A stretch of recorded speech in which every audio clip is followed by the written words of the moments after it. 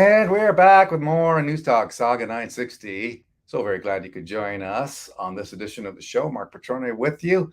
And this is the time of the week where we usually go to our friend Dave Scott. Last week we didn't get a chance to do that because Dave was in Las Vegas, Nevada. And he's going to tell us all about the conference that he attended. I can tell you, having spoken to Dave last week, he was feeling no pain.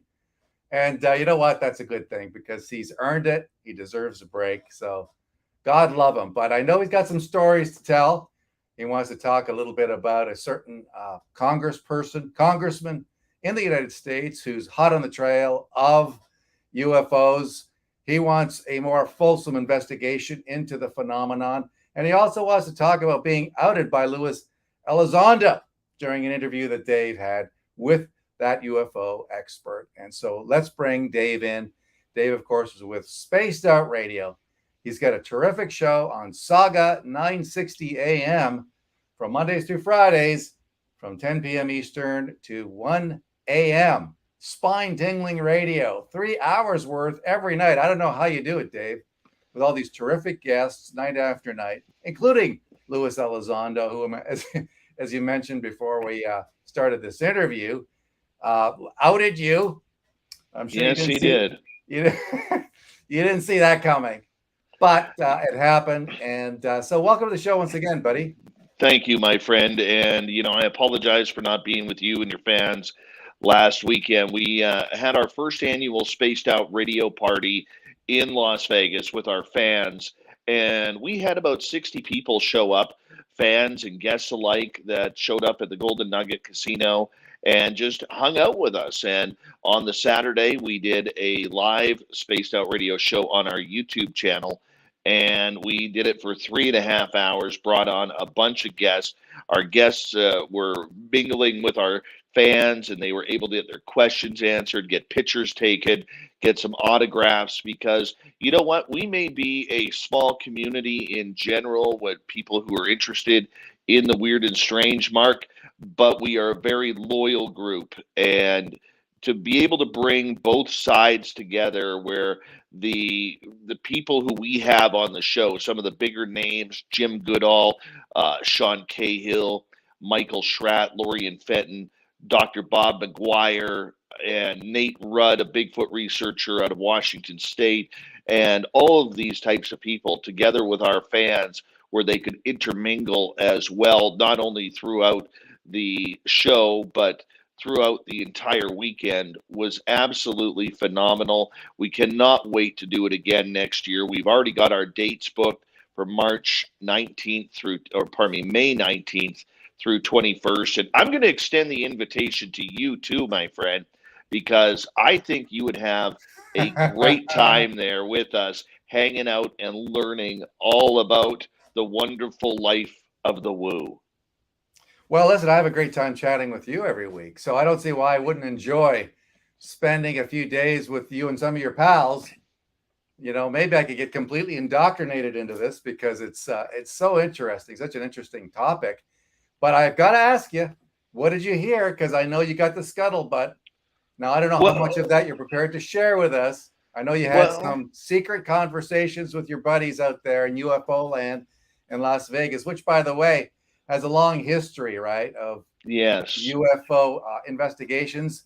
Of course, Area 51 is what, south, I want to say southeast of there? I don't know, Vegas. A little bit northeast. Northeast. Yeah. All right, so northeast. We didn't get a chance to go out to Area 51. A couple people that I do know on the Sunday, they drove out to the Little Alien to check that out for the first time. I did not. I was you have to understand, I don't drink, okay? And you were drinking it, you were faking it pretty well last week. I will say this, that my fans of Spaced Out Radio who were there were extremely generous with making sure old Davey was taken care of. And it was very hard to say no. And let's just say that Sunday was recovery mode. and I did not drink at all on Sunday and flew home Monday, and it was well worth the vacation. But some of the news that did come out, it was more business like, because a lot of people think of us with Spaced Out Radio, Mark, as just a radio show. We bring in a lot of information, we bring in a lot of really cool topics with that, but there's also a business aspect that really goes along with the show. And we talked a lot of business behind the scenes on how we could expand the mighty SOR, how we could get more into the public, how we can, use the fans of YouTube and Saga 960 and our other affiliates to really grow what we are doing to make it more of a viable source. A lot of people who listen to our show on a nightly basis don't understand that I literally work two jobs. I work my daytime job, which pays my bills and keeps a roof over my head, and I also work the nighttime job in radio doing this 5 days a week. Well, technically it's 7 days a week when you include the business side and the internet side and everything. So it was a lot of business. When it came to UFOs and Sasquatch and some of the people we had, a gentleman named Carter Bouchard came down from Kansas City. He's a Sasquatch researcher, and he wouldn't give them to me, but he showed me a couple of incredible pictures that I have never seen before. And these were caught off of trail cameras by people who were hunters, where literally, Mark, you could see a fist of a Sasquatch with the nails actually protruding from the fingers. It was so eerie, man, because I mean, he wouldn't tell me the location or where he got it from, and I respect that, but he verified it as being the real deal. And to be able to see an actual Sasquatch hand, nothing blurry, like clear as day, as you and I are looking at each other right now, and your viewers are looking at us on YouTube and everything, that it was phenomenal. Like it set me back. It made me more hungry that I want to get into the forests around where I live in British Columbia, to get out there and be a part of trying to communicate with this mystical creature that lives in the forests of North America. That was a highlight. The other highlight that I would say too would have been the understanding that the UFO world is changing. However, one of the big issues that I learned from some of the people that I talked to this weekend, and I have mentioned it on your show before, was about what do we do about the public? How is the public going to react to the UFO phenomena being not only real, but the interactions being a little bit more closer than what we think? Now, there's two sides to that. Number one is the consciousness side, which is being kind of covered up right now because they don't feel, they being the people in the know, Mark, don't feel that the consciousness ET contact is something they want to deal with right now. They don't feel that the public is ready for that. And there's a great group of people within Washington, D.C., both military, alphabet agency, along with elected officials, who are a little worried about that. But those same people also have another concern about a topic that you and I have brought up on this as well. And that is, how is the public going to react to knowing this phenomena is real? Look, you and I have talked a couple of years now about the idea that this subject is very real. It's happening. We talked a couple weeks ago about Brandon Souris MP Larry Maguire asking about UAP hovering over Canadian nuclear energy facilities. And he brought it out. And still to this date, Spaced Out Radio, Saga 960, and Vice Magazine are the only three media outlets in Canada that has talked about that subject. Wow. How ridiculous is that? That is crazy. It is absolutely crazy. And no other politicians have discussed that.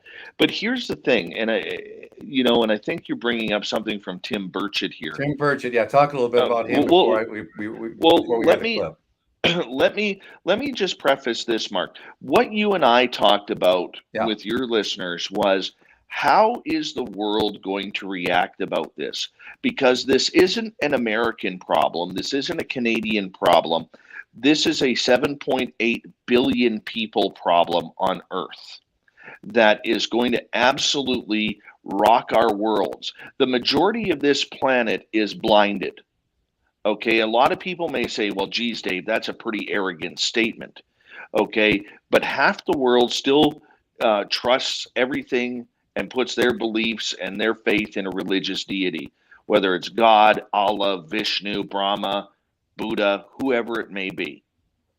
The other portion of that people are people who are so inundated with their own lives that they couldn't see their hand right in front of their face, even if it was 2 inches. Even if it was Sasquatch's hand. And I got to ask you about that in a minute, because man, I would love to be able to see that picture. And I know viewers and listeners to this show would as well. Can we listen to this clip? Let's take a minute, listen to Tim Burchett. This is Representative Tim Burchett on UFO findings. Quote, "It's a bogus cover-up," says Burchett. He rips the lid off the Pentagon UFOs, not earthly, arrogance and power withholding truth. So this guy has been red-pilled on the UFO file. Let's listen. Industrial complex. I would love nothing more than for UFOs to be real, because now I've got a whole new business fighting UFOs, don't I? Yeah, you've got to sell the American public on it, but you've also, it does away with any of our conflicts overseas or anything else. It unifies the world. I just don't think they're in the business. I think we're giving them too much credit, and they're arrogant. And they, we're asking the Pentagon to investigate something that they covered up. My daddy he was an old educator, and he was a dean at University of Tennessee. And he said, we always bring in and pay the people to fix the problem that created the problem. So now we're sending more money to the Pentagon to investigate something that they've been keeping a lid on for decades. So how do we figure out the truth, Congressman? We take the shackles off. We put pressure on the Pentagon and funding and everything else, and say, enough is enough. Bring forth what you got and let the American public decide. I trust the American public. I don't. So you want them to just release everything and then release it all? What's really the chance of it happening? I'd say 0 to none, because it's an arrogant bunch of people that run this world and run this country. All right. Before we listen to the rest of that interview, do you want to react to what he just said? Absolutely. And you may recall me saying about the UFO Pandora's box, that if it was opened, that the people of the United States and probably the world couldn't handle it. Mm-hmm. Okay. And we have talked a couple of times about this, and that's exactly what he's saying. Tim Burchett, who's a congressman, he wants everything open. What happened at Roswell? What happened at Phoenix? What happened at Kecksburg?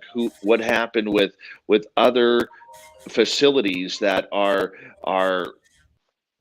and what happened at nuclear facilities? What's happening over military installations? What's happening with airline pilots or private pilots who are just flying around the friendly skies across North America? He wants it all opened up. The Pentagon does not want to open this up because of a couple of things. Number one, it would bring out some of the most weirdest and horrid secrets that we may, as a humanity, not be able to handle.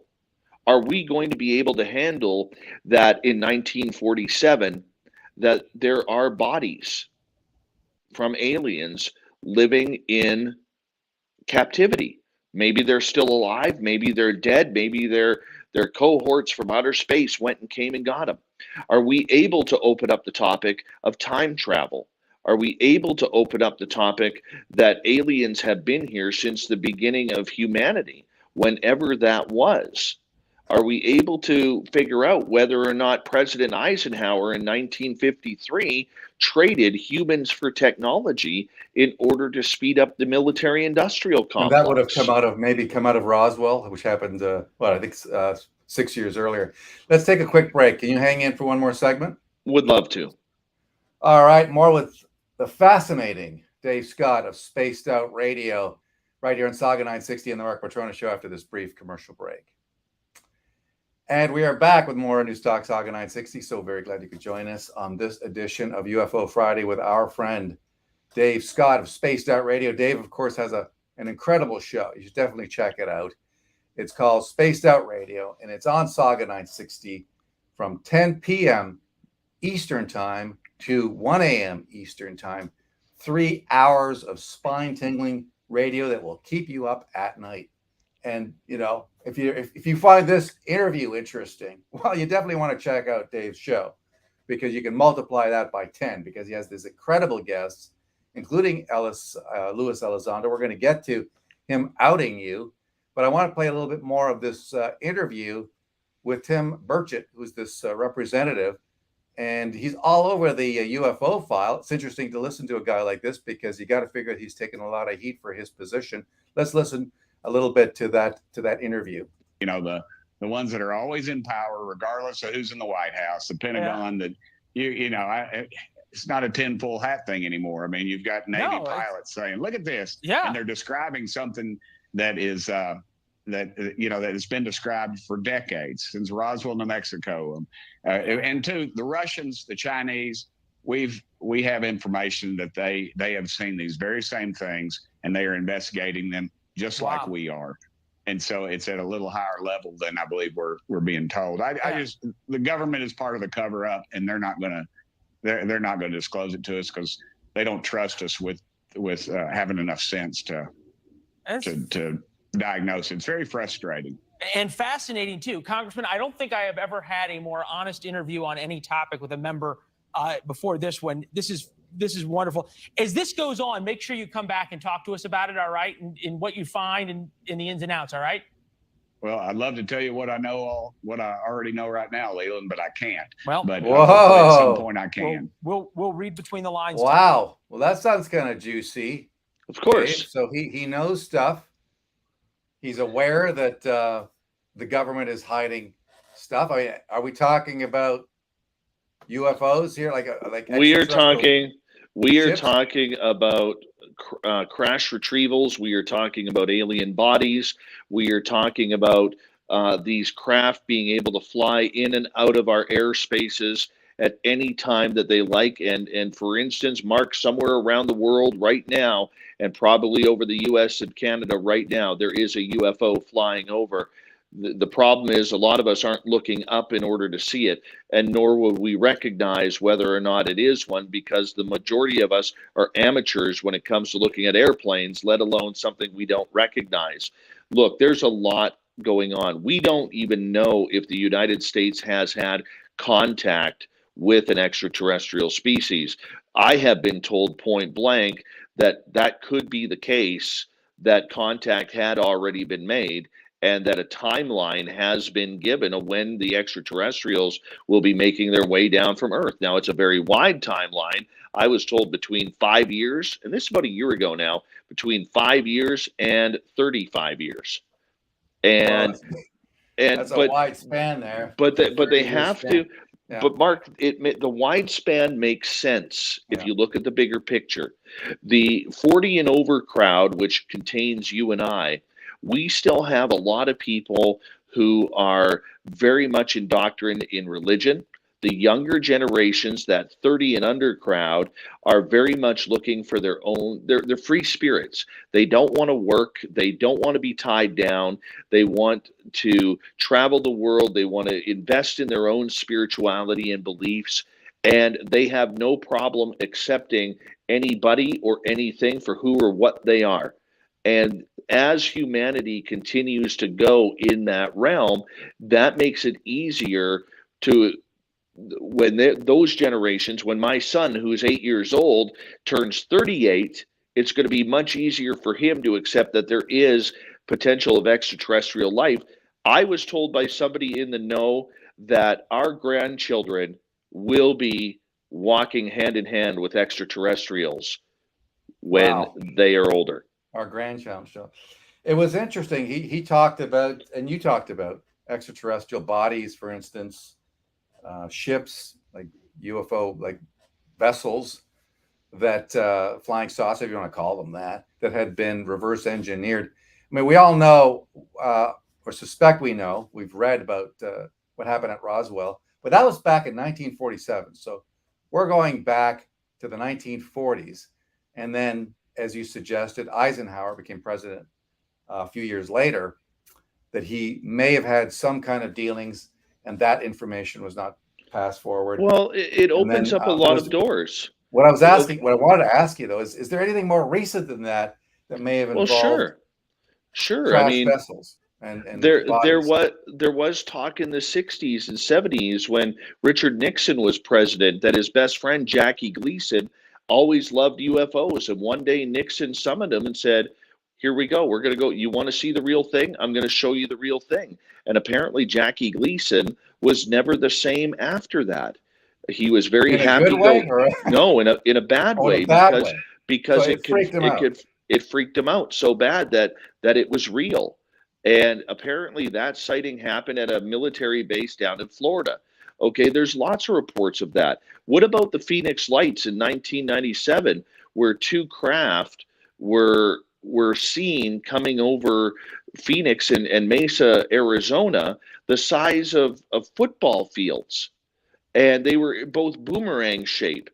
Actor Kurt Russell, who's a private pilot, is one of the first pilots to have called in a sighting, and he didn't talk about that until a couple of years ago.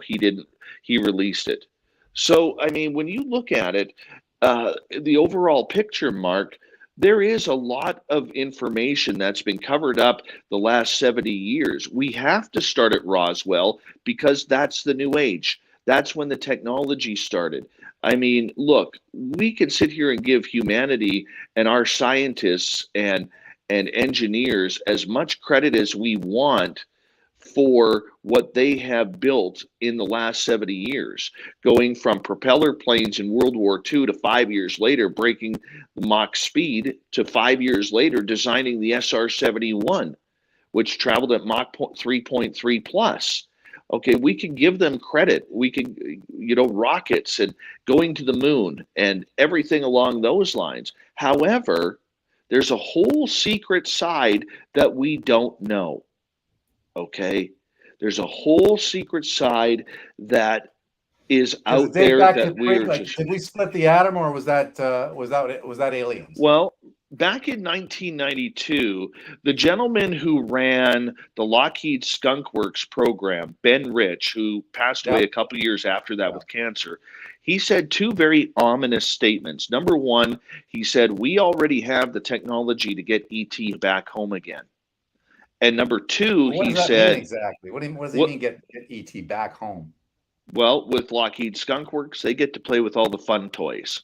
So That's what Star Wars, Star Wars. that Yeah, exists, so we can get in a absolutely. ship and go to the other end of the universe. And if we want. number two, he said Lockheed Skunk Works was working on programs that were 50 to 80 years ahead of what humanity sees today.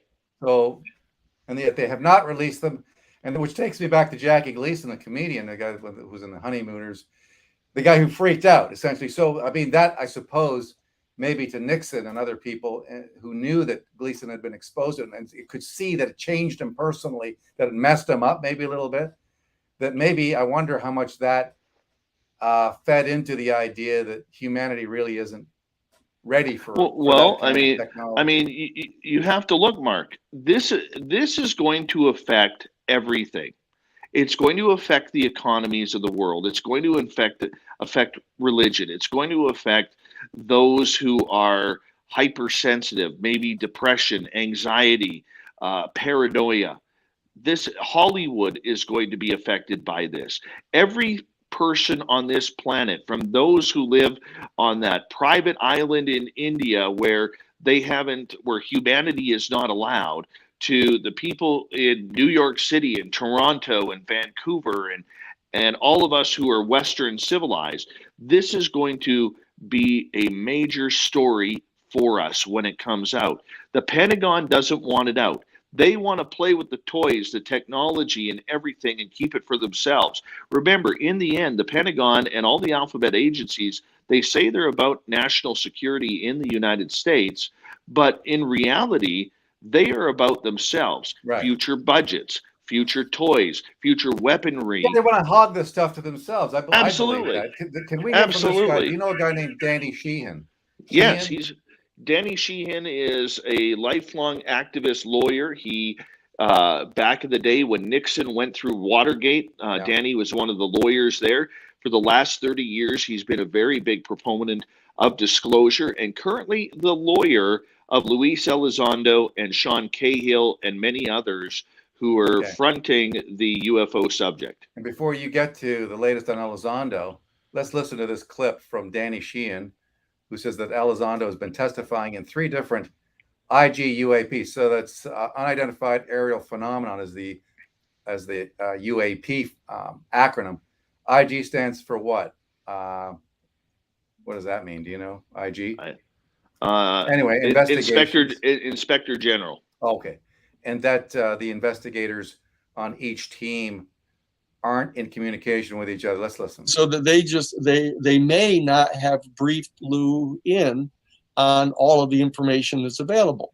And Lou, of course, would not be in a position to know that. And so given the peculiar history of the Defense Department and various divisions inside the Defense Department in dealing with this thing, it's not surprising that this has not gotten perfectly clarified yet.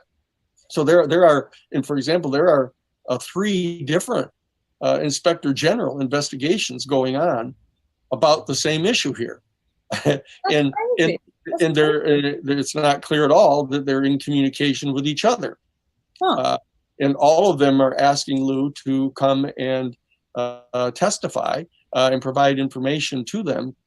So we're obviously still in the process of trying to determine where the actual highest level of authority is that's actually weighing in on this issue right now, because there may be subdivisions of the Defense Department that are working at different odds here, and so we're hoping to help clarify that. All right, so that's some of the politics behind disclosure, I guess. But you want to talk a little bit about Elizondo outing you? What that's about? Okay. Now, as you know, as a journalist, we all have sources, and we try and keep those sources very tight to our chest. And one of my sources within Ottawa, who has a very, very deep affinity for this subject, called me up a couple of years ago, and we started talking UFOs after he heard one of my segments on a radio program. And this was right across Canada. And so we started talking and we forged a relationship. And then probably about 8-9 months ago, he gets a hold of me and he says, "Do you know how to get a hold of Luis Elizondo?" I said, "Yeah, I got his phone number right in my phone." He goes, "Would you mind talking to him to see if he would like to talk to some members of Parliament about this subject, members who have an interest in learning more, especially regarding Canada's role?" I said, "Absolutely, I can." So I contacted Mr. Elizondo and I said, "This is what's going on. This is what I've been asked to bring forward. Would you be interested in meeting with them?" And he said, "Absolutely.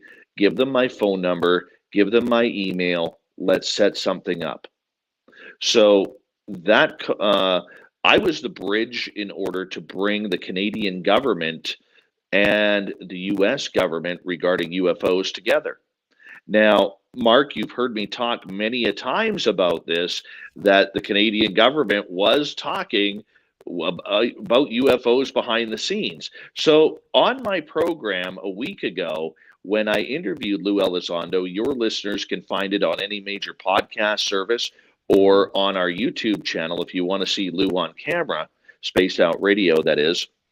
What you can do is you can actually see Lou saying, "By the way, Dave, I want to say a big thank you to you for bringing the Canadian and American government together on the subject of UFOs. For if it wasn't for you lining up that phone call between your sources and me, that conversation and these important conversations between the two allies probably would have never happened." Wow. So if anybody in Canada wants to blame anybody in Ottawa talking about UFOs, you can blame me. How about Dave Scott takes the blame and the credit for getting Americans and Canadians talking about UFOs. Dave, fascinating stuff. Thank you so much for coming on the show. We always appreciate it. Your show continues to be ever more popular. Thank and you. Can you give us a quick heads up on who's coming up on the show? Tonight we have one of the top researchers for the last 30 plus years, a lovely lady out of Sedona, Arizona, Melinda Leslie. She is very long-winded. I'll be lucky to get about 2 questions in the 2 hours that we will have her, but her knowledge is second to none when it comes to the subject of UFOs, ET contact, my labs.